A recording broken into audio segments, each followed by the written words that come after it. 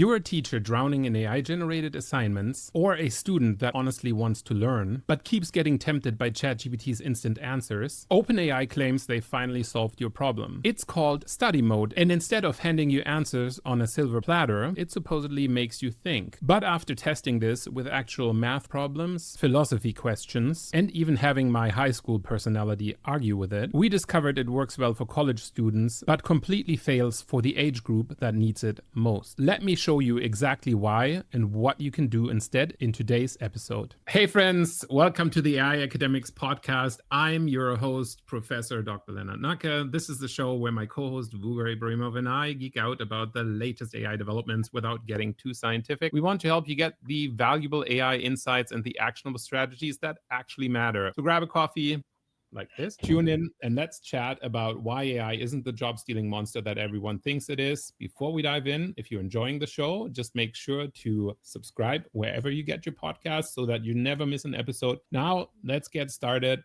Thanks for showing up today. Vugar, how are you doing? Hey Leonard, great always when I'm chatting with you about this stuff, the AI stuff for academics. So good, how are you doing? How was your week? Very good. It's been a busy week in the world of AI. Last week, we were kind of starting to get into the study and learn feature from ChatGPT. And what we've seen is basically a huge struggle with people, teachers specifically, that are using AI for their day-to-day work and that are seeing basically a decline in the human ability to work with AI or in the human ability to do critical thinking as students work. See, there's my critical ability. It's just gone.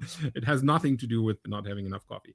But yeah, so basically people are facing a setback, or as teachers are facing a setback, as students are lacking that critical ability to engage with content as they're just turning to ChatGPT to get their responses for everything. And then ChatGPT's response was, hey, we'll just create study mode. Very interesting way to kind of address that. Vugar and I are addressing this with, finally, we have a waitlist page for you, which is, I guess, Vugar, you got to point up on your side, which is this wonderful QR code with the AI summer camp that we're running. So you can already pre-register for our newest webinar, which will go live in a couple of weeks. And we're really excited. We're currently still working on the landing page, but we do have the waitlist. So put your emails in there and sign up if you're interested. It's completely free. It'll get you on the waitlist for the AI Research Tools summer camp that we're running this summer as the summer is ending. But yeah, so let's chat a little bit about this study mode thing that we've seen that I started discussing. And I'm just going to create a new window that I can share here that we can just dive into study mode a little bit.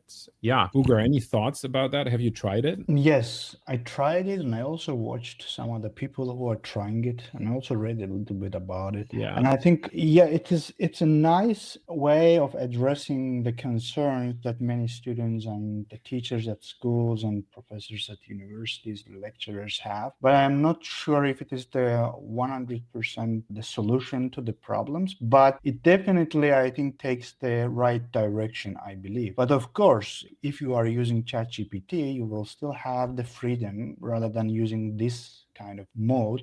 Instead of using just the usual ChatGPT, you have to select it from the drop-down menu there. And if you select that, it's kind of, I think, rather than giving you the answer to your question right away, it kind of a little bit push you to think the answer, or even if it gives you the answer, it asks you additional questions, or it tries a little bit to push you a little. You understand the topic a little bit better, which I think, why not? This is a good call. And the students, I think we personally talked about it. Students, yeah, schools had their own concerns, but students also had their own concerns. For example, in Germany, at some pilot schools, they are having this study buddy, which is for the secondary school students. They develop this AI where students can use this AI tool. But at that, also in other countries, the students have the kind of concern whether school also supervising the students, the lecturers, the teachers supervising the students by these tools, because and also the main concern is, if I ask a question the wrong way, will that affect my evaluation? So it's kind of it's a double-edged sword, and both parties have their own concerns. And let's see how this new mode of ChatGPT will address that. I think the interesting thing is basically it's really just a system prompt, if you want, that's happening in the background there. And so here I told it, like, ChatGPT is just so many emojis and everything. It's really annoying me a little bit. So I guess I got to just update my system prompt to do that. So I told it, don't call me buddy, don't do emojis, whatever, and keep it simple and practical. And here it is, basically particle physics. I said I'm a game developer, so I kind of use this in my job. So let me know a little bit about this. And basically, here is not much difference from a regular ChatGPT response. It's just, it is more in tutorial mode. It's really trying to teach something. And basically, the way that it would actually be done in school is it would look at you providing a result, and then it wouldn't actually give you the answer right away, but it would let you kind of think through this, right? And this is where it gets really, really interesting. Basically, here it breaks it down into little steps, which is kind of nice, right? Like study of the tiniest building blocks of the universe, if we're looking into particle physics, smaller than atoms. And it uses analogies here that I would be able to understand if I were a game developer, kind of like the pixels in your screen, particles build up all the matters, and so forth. But that's really not, I think, how a game dev would kind of look at this. They would look at this more in terms of particle physics of some of the graphics elements, but then I would have to clarify that here, and it would be a little bit different. But it does give you some of these descriptions that are important to learn that. And then it really relates it to where you're at. Here's basically like, okay, standard model that we have kind of a periodic table of particles, which is quarks, leptons, and force carriers. And please, if you're a particle physicist in the audience and you're like, yeah, I don't know, let us know. None of us is a particle physicist. This is not our field of expertise. So, I think we're keeping a pretty high level here. So far, this seems to check out. But if you're feeling like something's a little bit off here, feel free to comment and let us know. As always, in these podcasts, if you're watching us record this live, we are more than happy to field some questions from you as you're coming in. So always feel that you are free to comment at any point in time. So we're always happy to work with the comments. And this is the right ticker for the comments. Send us your questions in the chat. Okay. So that being said, this is a very, maybe it's even a more elaborate way to do this. Now, you could, of course, change your models, and you could go with O3, or if you're like paying for the Pro plan, you could even go with O1 and have a little bit more of a complicated model. But what we'll usually see is, a student probably going there and just asking for a straight on answer. Like, what is 5 times 5? Right? And this is essentially where so here I didn't enable study mode. So this is actually nice. We can compare. So if you don't enable study mode and you're just asking O3 is smart enough to do this kind of simple math, but then if we enable study mode and we ask the same question, let's copy this, put this into study mode, and let's see what happens. Will it just give us the straight out answer, or will it go into study mode and trying to tell us? And here you can see O3 is smart enough to go, okay, there's study mode rules. There's a question. I cannot give the answer right away. So what study mode then does is, let's reason it out together. If multiplication is a shortcut for repeated addition, 5 times 5 means add 5 to itself by a certain number of times. So again, ChatGPT turns into this lecturer that's trying to help you understand this stuff. And then it gives you, the user, a question. And that's not a bad way. Like, that's the way that the system prompt is framed here, is basically, okay, so you do the thinking. I don't do it for us. This is really what's needed, I think, for students specifically in school that are just going to ChatGPT as their answer machine. Now, the problem is it's voluntary, right? So you'd still get a lot of students that probably just still use it as a shortcut and kind of hand over their brain and just get like, okay, you know what, I just want the answer. I don't want to do the work. But if you actually had a student that was smart, wanted to do the work, wanted to learn, this would be a great way to learn, because now the question comes back, how many 5s would you add together here? I would add together 5 5s, right? Like, that would be the response from a student that's actually kind of thinking about that. And now you can find the total. Now, can you find the total when you add those 5 5s together? Yeah, and then, in theory, you could then work through this. 5 plus 5 is 10, plus 5 is 15, plus 5 is 20 plus 5 is 25. You know, this is kind of how you like sort of a preschooler would probably try to explore that problem, would try to kind of walk themselves through it. And here, ChatGPT, our cool tutor, is like, yeah, perfect. Those 5 5s add up to 25. To lock it in, and now I kind of just want to make sure that you've actually done that learning. So to lock it in, picture a little 5 by 5 square made of equal sized blocks.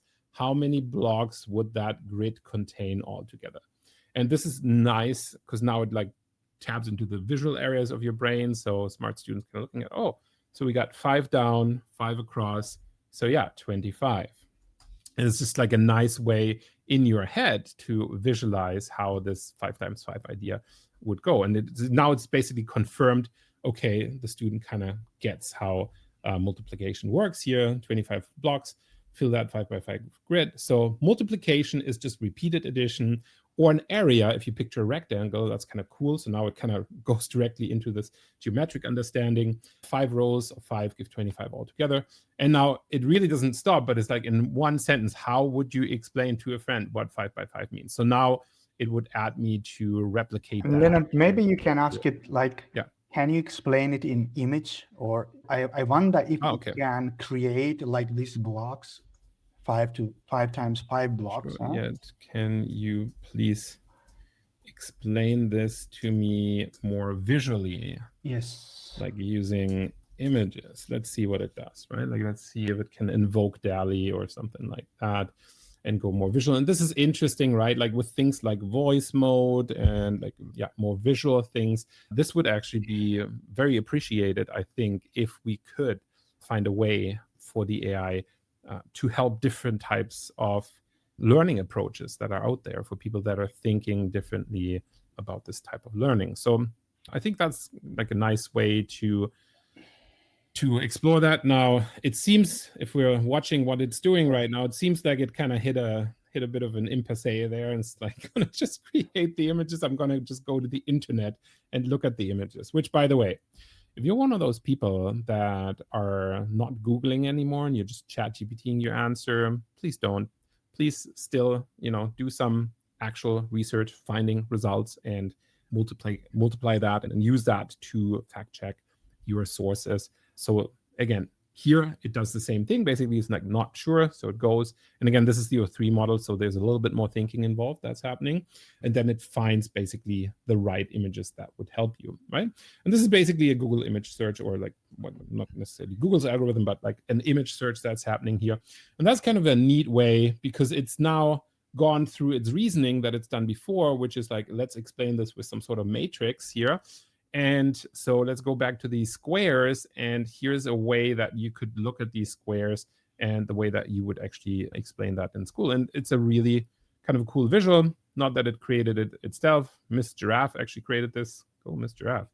And that's that. But it finds it for you, and it really helps you go through the process and understand that. And then again, it asks you questions for you to become more active and to work through the results yourself. And that's kind of cool, I think. It's just a nice way for it to get us into this process of thinking about the things that we want to think about. And you can do it with other more complex tasks. The interesting thing is, let me just see.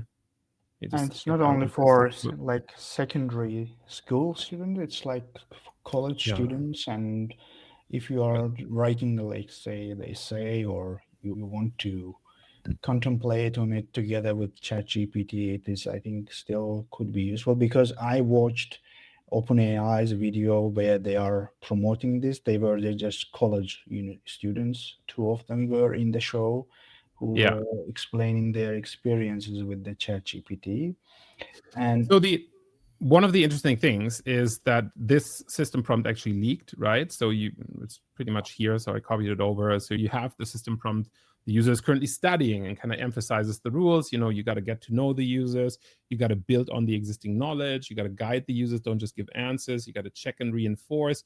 And you got to vary the rhythm in terms of the questions and the answers. And do not do the user's work for them. That's like one of the main instructions that goes into study mode here. And then basically allowing the AI to respond in a certain way. and keeping like a warm, patient, and plain spoken approach here. And so that's what I did. I basically recreated study mode in Claude, and then we can go with the same thing. 5 by is 5 by 5 equal to 25, right?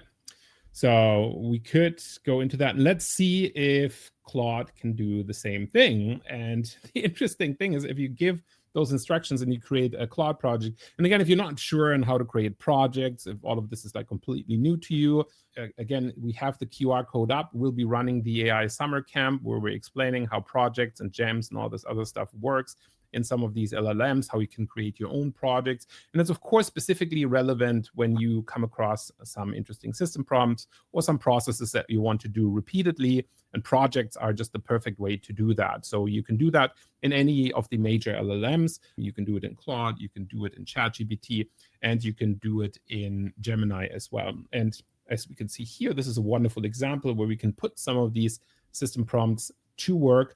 So I've now put Claude into study mode, and that's kind of cool because it reacts in a similar way. But it goes almost philosophical, it goes a little bit deeper. Hi there, I'd be happy to help you with your studies. I'd love to know a bit about you first. It's like, okay, so where ChatGPT probably just knows about the user from the existing chats, here you actually have to kind of explain yourself. But ChatGPT did ask you at the beginning as well, like, are you a student, or are you in school, and like, how does that work? So it just gets to know you a little bit. And then what does multiplication mean to you? That's a bit of a philosophical question. And how would you describe what 5 by 5 is asking you to find?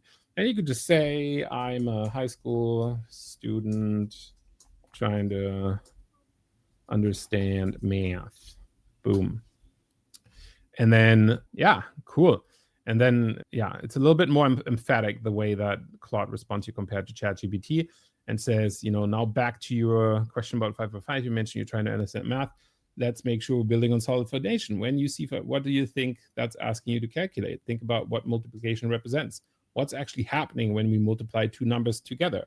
So it seems like, even with the system prompt, Claude is a little bit of a stricter teacher here than ChatGPT. ChatGPT was, okay, I'll pedagogically work you through this in a little bit more of an emphatic manner, whereas Claude is really more, okay, let's talk about the science of mind first. And this might be because I don't actually know what my general project instructions here, but I might have told Claude that I'm a professor. So maybe it's trying to understand that I'm trying to trick it or something like that. But it's definitely, like for a high school student, okay, now I need to explain myself when I just want to get to the answer.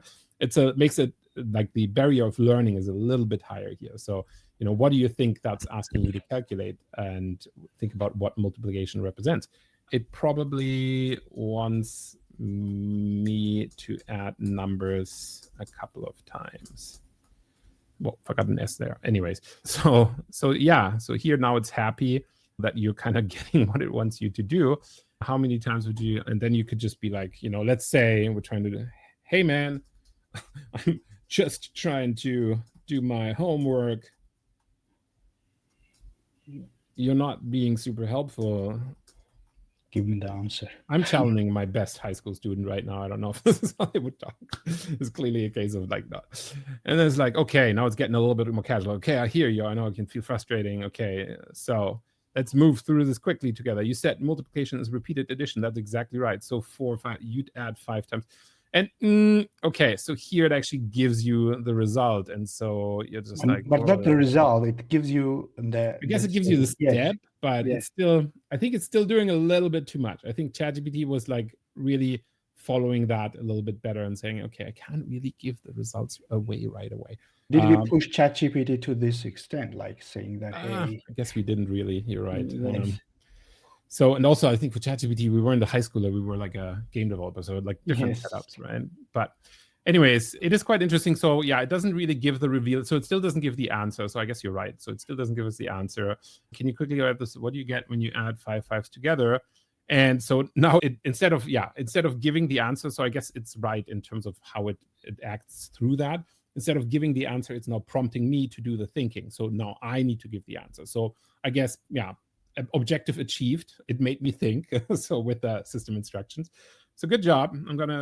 I just did it in my head. Man, that was hard. 25.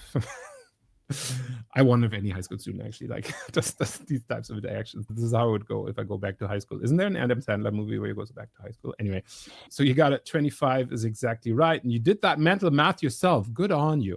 See, you just used the concept repeated addition to figure out the answer.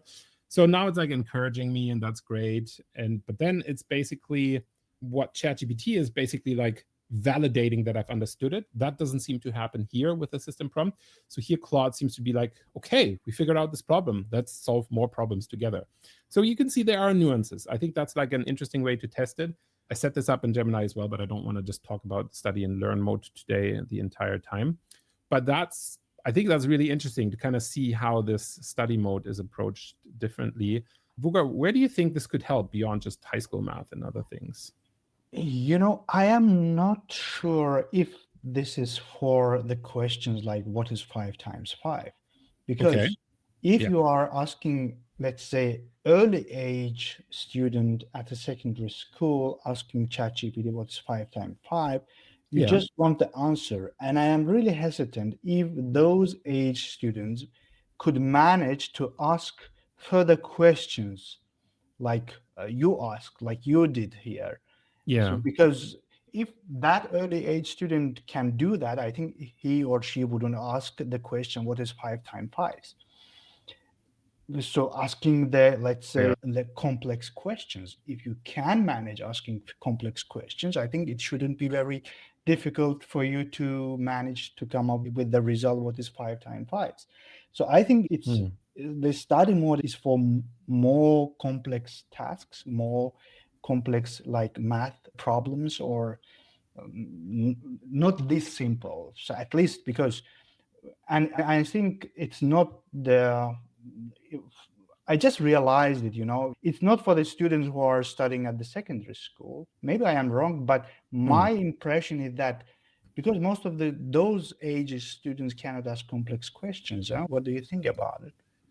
Yeah, I think that's interesting. So basically, they need to learn how to ask the questions first, Yes, maybe. Right? or Like so that. ChatGPT Yeah. maybe should be more. So I just thought about myself how I would explain this question, then the answer to the, let's say, 5 or 6 age student.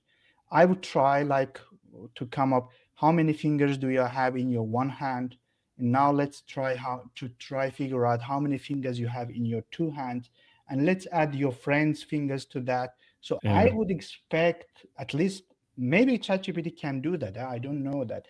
But I think you have to ask ChatGPT right in the beginning, explain this in more creative or better visual way that I can understand as a 5 or 6 year old student. But if I can ask this question, then I should be able to come up with the answer of that simple question as well.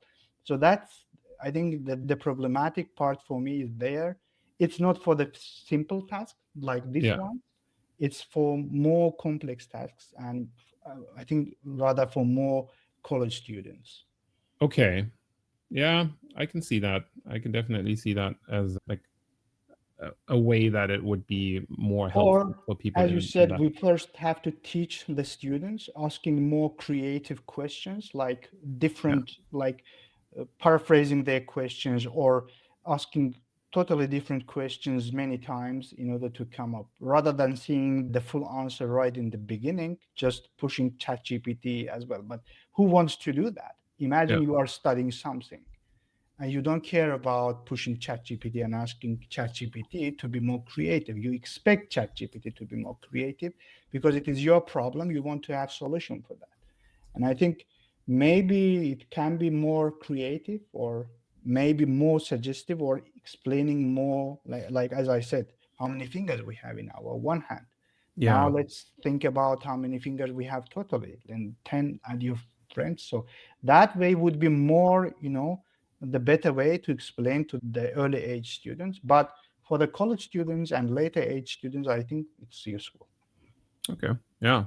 One other thing, this was really nice that we kind of went through all the study and learn modes. But one other thing that just came out is Claude Opus 4.1. I think many people are already talking about ChatGPT 5 coming along.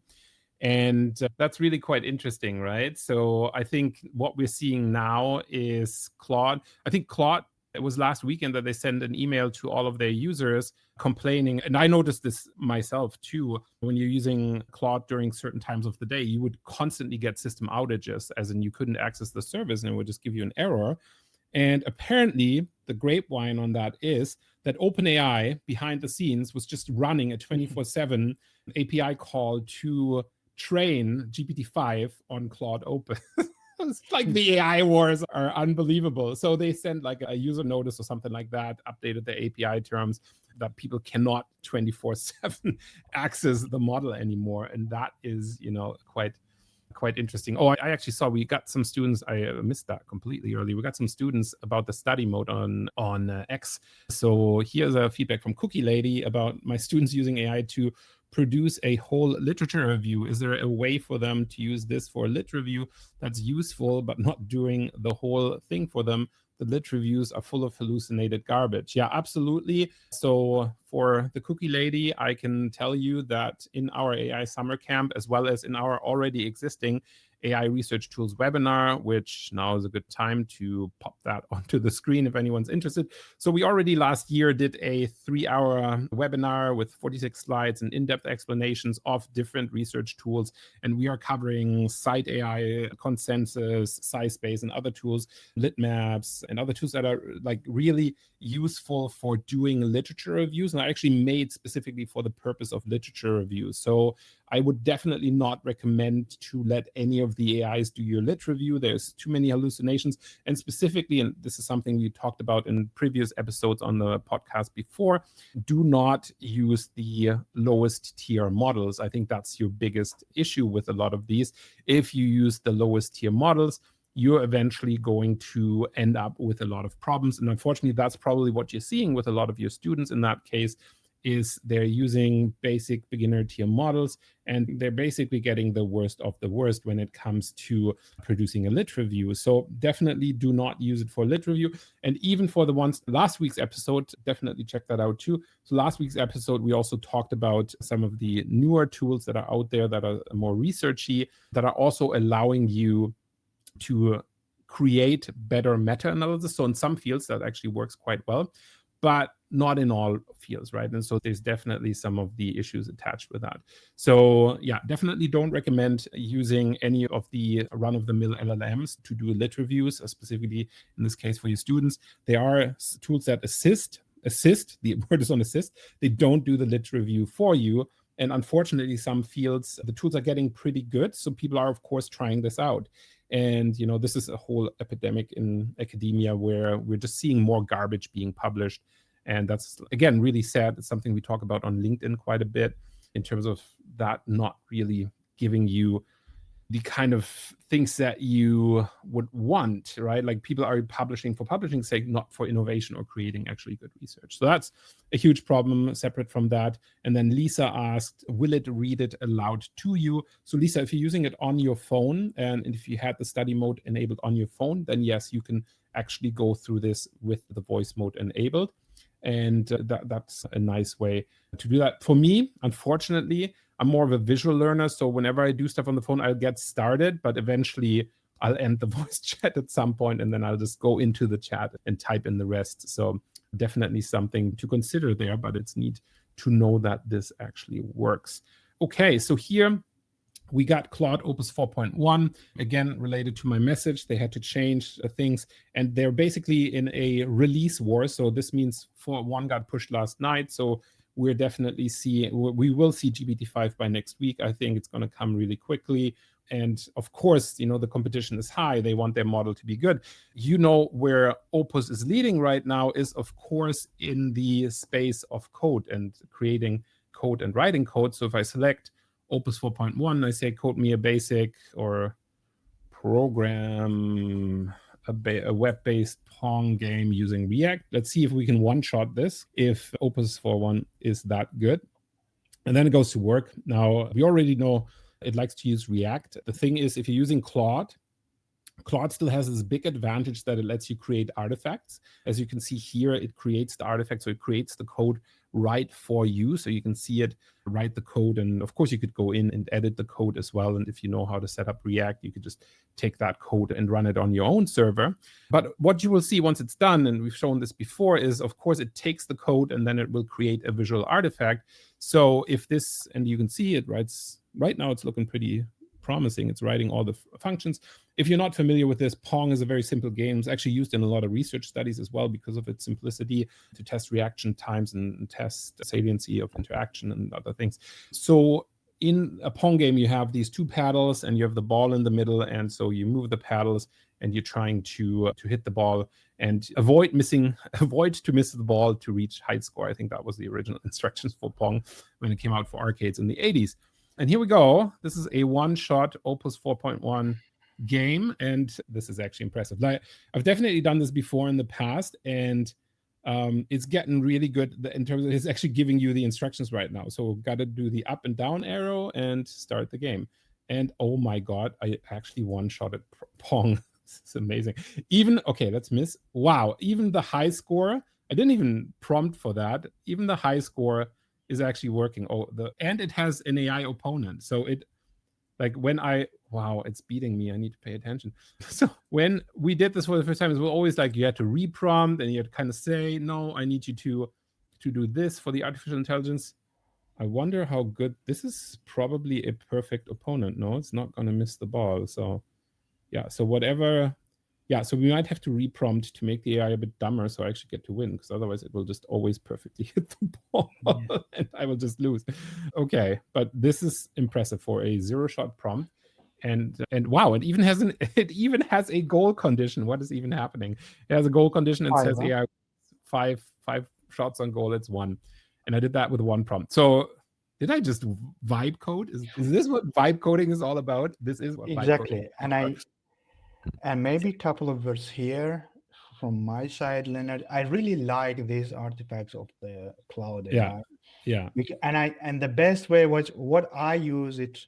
Let's say you read 20, 30, or let's say 50, or even 100 pages document you read, or it can be a book, and you upload it and ask Cloud AI create a quiz on it, like multiple choice questions on it. And it can, I will show you one of how you can create the best quiz mode of artifact in our AI summer camp. You can scan the barcode here. I will definitely show how you can create, maybe you or me, we will definitely show how you can create a quiz, a nice quiz, like 20, let's say 20 questions, multiple choice questions. If I pick up a wrong question, explain why it is wrong. If I pick like the right answer, just count it. In the end, evaluate my whole knowledge base and suggest which areas I have to develop more. So I think this was one of the best ways in my experience to use Claude AI, the artifacts. And of course, for fun, I have already created some games as well, like very simple ones. Like, the 2048 game, like you just add numbers to themselves and in the end you have the biggest. So in a couple of seconds, you can create your own game. But if you are, yes, but still, yeah, and if you can, so we are definitely not a programmers. So personally, I don't have the enough knowledge to. I used to be, I studied computer science, yes, but that's been a you long definitely time have more in comparison to me, but still, I can you can even create a simple website by adding simple games to your website. So that's very nice of Cloud AI. So, but you can do this with ChatGPT as well, no? You can do, actually we could let's do a comparison of this zero-shot prompting. The thing is, because ChatGPT doesn't have the artifacts, right? Yes. So, where's my study mode again? It's gone now, okay. Maybe we can try it. Oh, here's my study mode. Or, yes. So, if you use 4.0 and then you do something like this, and I think you could try Canvas or you could try agent mode, actually. So let's try agent mode, web-based Pong game. Okay, let's just try to do it with an agent. That's going to take forever, though. but that might be able to get it done. But again, like a lot of the times it'll get it done and it'll still rely on you exporting it somewhere and then putting it up somewhere and doing all of that stuff. Why did this light just turn off? Okay, we have a malfunction here. There's not enough power coming through. Anyways, so yeah, so one of the things that you will then have to do is you have to still go in, test it, and get it done. So yeah, I think what a lot of people already know is that Claude right now is just a little bit better for coding. Like it's still the gold standard for people that do vibe coding, for people doing Cursor or Windsurf. They usually use the Anthropic AI and use that model to do this type of coding, whereas the other one isn't. And now I've created the educational version for you, Wooger, because you said, what if we made this an educational game? And of course it's possible, right? Like you can gamify this thing as like, here I said, I want an extra condition whenever I'm scored on. I want basically answer some writing questions and see if I can, yeah. So I was scored on and it instantly asked me a question to win back my point. Save yourself, answer this question. So which uses then versus than correctly? She is taller than her brother. She is taller than her brother. She is taller than her brother. Oh man, okay, this is a little too simple. She is more tall than her brother. Okay, so we know that then with an A is a comparison question. So B is the correct answer. What? Ball reset? That's what I want to hear. Okay, and so I'm back in the game and I can again try to win against the AI here, but it's still too good. Why is it so good? And does it use the friction points? No, it's actually, I think it's really a perfect AI. Yeah, it will not miss the ball. So I could of course fix that with a follow-up prompt and just say, hey, the AI is too good. It also needs to eventually miss the ball. But here we go. Another question, which uses who versus whom correctly? Who did you give the book to? Whom did you give the book to? Who did you give the book? Whom you gave the book to? This is tricky. What do you think? Yes. Who did you? Whom? No, I think, in slang, Good. you can say all of them true. But who did you give the book to? So here, and Whom? that's the tricky part. So whom in this case is the actor. So I don't think that's correct because it's No. acting. And whom you gave the book to. So to is basically the I thing think that this defines the whom. So I would say A or I would say B. that, but I was wrong. Whom did you give the book to? Well, I was wrong. And the next one is, which sentence uses the semicolon correctly? I love pizza. It's my favorite food. I love pizza is my favorite. I love pizza. It's my favorite. Okay, so this is a little bit too simple. So here it's basically two sentences, and then we're correcting that. I gotta go over that other question because that seemed like I didn't read that quickly enough.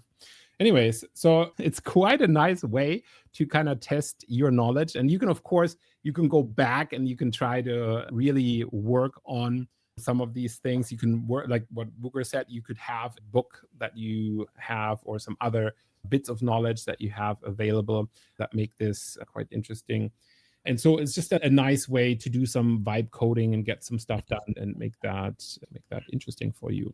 Or if you are learning a new language, like or if you like this could be an interesting thing. So we could also do some language learning. The thing is, I think the way it works best is if you actually have the educational resources yourself, because I do feel if you leave like the correct, incorrect answers just to ChatGPT, there might be situations where you might still end up with hallucinations. So again, like if I had a question answer database, I would of course try to make sure that I vet the questions and I understand the questions, and that kind of becomes interesting for us to understand. Okay, so clearly human versus AI, human has lost. I have lost against the AI in multiple ways. It has beat me in Pog, it's perfect. It's beat me in the questions. And so what else did we have? Oh yeah, the other thing that I wanted to chat about, I'm going to just stop sharing this and then I think our time's up as well. One more thing that came out that I think is interesting is actually, maybe I can share this as well. Here we go. So another thing that I read was basically that Google Gemini is integrating with Notebook LM. So that essentially you can then work with Notebook LM inside of Gemini. And that's, again, a really cool development here. So now you can basically use those notebooks and use it together with some of the Gemini insights.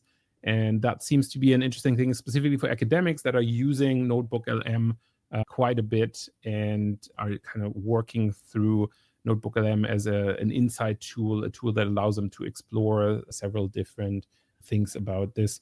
Another thing that came up is Grok's, like whenever we talk about Elon, it's just something upsetting. So Grok has a spicy mode, and we talked about, some of the weird stuff that came out through Grok. And here, basically, they're not doing anything against this instant nude deep faking that can go on with Grok's spicy mode, which is a problem. And we did have a full episode where we talk about the dangers of deep faking and why that is so concerning. As again, like, it enables bullying, it enables other things. We had this story from the New Zealand politician that was using this as well to kind of draw some attention to that. And that is a little bit concerning. And then the other thing I wanted to talk about, and then we're wrapping this up, is also the release of the free GPT model that you can now run on your laptop, GPT OSS, which is OpenAI's first open weight model in 6 years. And it's actually interesting if you're downloading it, if you're playing around with it, if you're one of those people that use LM Studio. Again, we will give you a quick intro to LM Studio in the AI Summer Camp. Check out the QR code up here, which in the past has been something where you download Llama or some of the open models and you run that locally on your computer, which again is great if you're doing more sensitive work and you don't want to upload something in the cloud and you don't want to risk the AI being trained. And Vugra, as somebody that works with legal documents, is very aware of some of the dangers that come with that. And it's really related to using AI more responsible. So it is interesting that now for the first time we can download an OpenAI model and we can work with that.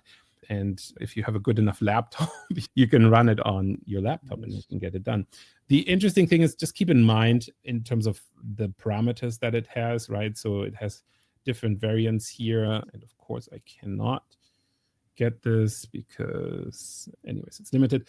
But yeah, what it says here is basically that you can see that it's the first open weight model in 6 years, but it also needs 16 gigs of VRAM to run.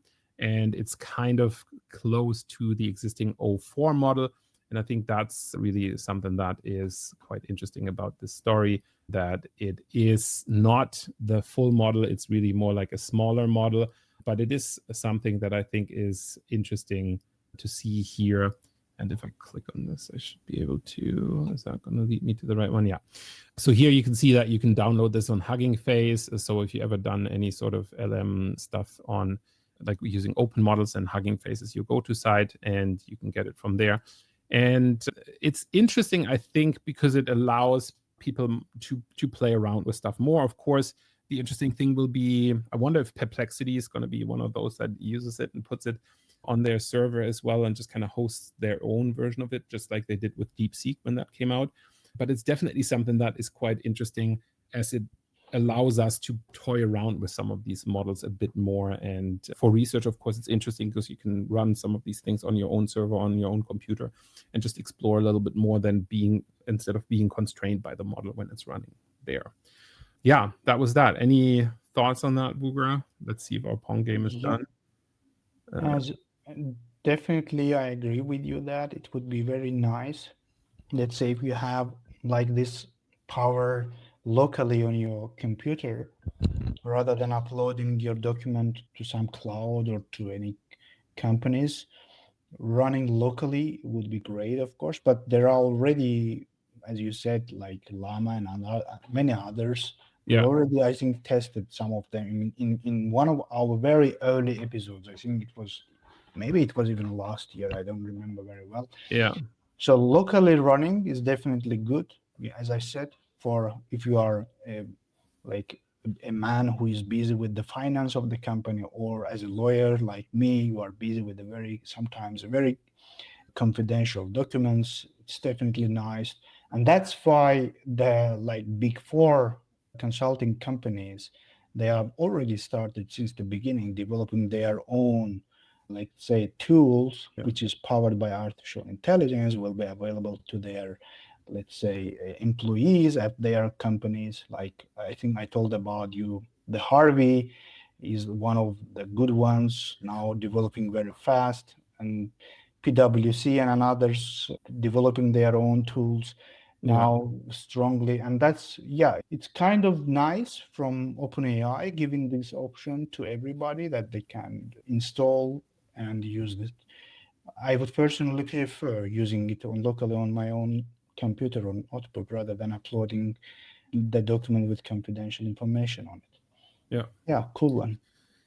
Yeah, I think we're at the end. I mean, I'll pop this in there. If there's any more questions, feel free to leave some. We'll definitely check our live streams later. If you're interested in any of that, if you're completely new to AI research tools, we do have the recording, and you will get a special offer, of course, for the AI summer camp as well. For now, we have the How to Use AI Research Tools webinar, something where we teach you some of the basics of understanding how some of these tools work. One of the things that we are most excited about, though, is to really be starting this AI summer camp. So we're taking registrations. The link again is on the top right there as well. If you want to put your name on the wait list, we'll make sure that you'll get access to that. And I'm also going to send you some cool posters if you put your name on there. So that's always a bonus. Okay. So that was it today for another episode of the AI Academics. Lots of stuff happening in the AI space. Really cool to be able to just vibe code something in a part of this. So you just created a game in a couple of seconds. Yeah. There goes like an entire term worth of teaching. Again, like it's not, you can still teach people how to create those games, but I think it's interesting for someone like me that has to teach art students how to do computer science. I don't think it has ever been more empowering for designers than it is right now. And I think I mentioned that before in another episode as well. Like I'm not for using these tools in high school too much, even though the adoption is the highest, because it does prevent you from actually learning how to do some things by hand, and you still have to do that. There's no shortcutting it. But if you already know how to do the thing, but you just don't have the technical ability to do some of the things, I think AI can be super powerful because it can really help you build these things. You might not necessarily want to become a coder, but you want to practice your design skills. In the past, that was basically impossible. You would have to do a board game or something like that. Now you don't have to do that anymore. You can basically go back and forth in a chat, and you can vibe code fully interactive games. And with Claude's artifacts, you can also actually just create a hosted URL where somebody else can just test that game and check it out. And that's very interesting. It's a different skill set that is, becoming popular there, but it is really empowering, I think, for some of the students that are not so technical. So that's a nice thing to see. Anyways, thanks so much for tuning in today and spending your time with us. Thank you, Wooger, for making time again today. Always a pleasure to check in with you and see what you're up to. If you enjoyed this episode today and you want more content like this, there are 3 quick things that you can do to support the show. First, hit subscribe in your podcast app so you never miss an episode. It takes just about a second, and it makes a huge difference in helping others discover our show. Second, if you found value in today's discussion, please leave a rating, a review, or even a comment on YouTube or LinkedIn or wherever you're watching this. Your feedback helps us improve the show and helps new listeners find us. Finally, connect with us on social media, where we share AI insights that you won't find anywhere else. Thank you so much for tuning in. Until next time. Ciao. Ciao.